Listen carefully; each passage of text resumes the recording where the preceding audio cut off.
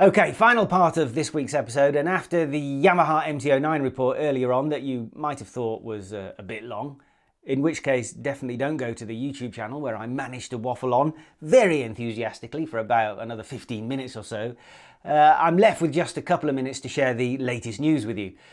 And after all my sunshiny positivity in this episode, I can't resist just the smallest little moan about a new product that is the result of my favourite thing.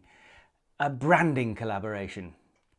The result is a new product from Ducati that retails for a very affordable 75,000 Rand or so.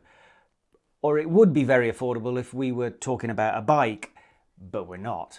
This is the cost of a new Bulgari Ducati watch, limited to 1,000 pieces, in a collaboration that, according to them, revolutionises the standards of luxury sports watches. Sounds more like it revolutionises the levels of marketing nonsense that can be uttered about something that is as new as 3 small dials on the watch face that are inspired by Ducati's instruments. Because, of course, none of us has ever seen anything like that before. I'm not bitter or anything, well, not any more than usual, but the amount of promotional drivel talked by both Bulgari and Ducati about a watch with a red face and some innovative titanium bits makes me want to never wear my ancient titanium, genuinely affordable 3 small dialed Seiko ever again. Titanium, ooh. Bulgari does know that they make entire exhaust systems out of the stuff, right? Oh well, let's move on to a more interesting new product that this time celebrates an anniversary, 50 years of the M badge. BMW's motorsport division was founded in 1972 and it became so successful that ultimately it is now known simply as the M division. Obviously, most of that history was created with BMW cars, but recently the M magic has been applied to BMW's two-wheelers as well, and so to celebrate we have this 2023 M1000RR 50 years M anniversary edition that is the very definition of a not at all catchy name. Order one now, and as well as the special yellow paint, you will also get all the juicy bits that come with the M carbon package. That includes carbon side panels, tank covers, chain guard, sprocket cover, that sort of thing. Included in this anniversary edition, though, is the M billet pack with levers, rear sets, engine protectors, and a front brake lever guard. You also get the M GPS lap timing software, a seat hump, and some special badging. The M1000RR is already an expensive bit of kit, and with a few extras could easily cost you close to 600,000 Rand. The M Anniversary Edition is obviously going to be a bit more than that still, so somewhere around the 640,000 Rand mark, we think. That Ducati watch is looking a bit more palatable now, don't you think?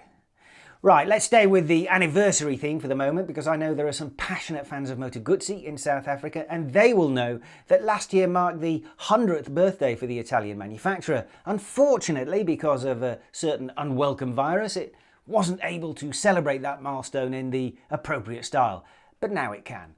So if you fancy joining the delayed birthday party, you need to get to Mandello del Lario in northern Italy, the home of the Guzzi factory, where from the 8th to the 11th of September, the combination of the Guzzi World Days event and the Città dello Moto Guzzi International Motorcycle Rally will mean a suitably flamboyant celebration of the Italian brand that, remember, showed off its big new model, the V100 Mandello, at EICMA in November of last year. This is a big step for Moto Guzzi that has some interesting new technology, including adaptive aero. So maybe you can make the trip and get yourself a great new bike in the process.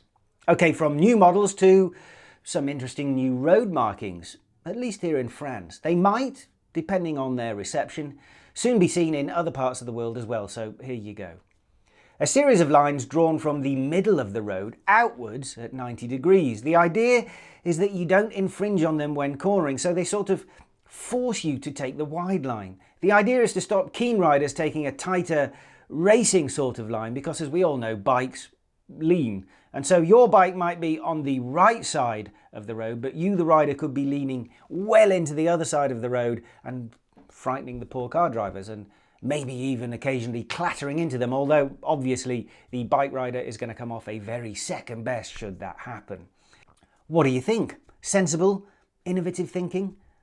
Possibly. Though a couple of points immediately sprang to mind when I first saw this. Firstly, I hope that white paint isn't the usual slippery, polished kind of stuff they use on the roads, because it will cause more crashes than it's meant to stop, especially in the wet. And secondly, forcing bikers to the outside of a corner, yes, where all the gravel and rubbish and bits of tyre rubber accumulate and increase grip.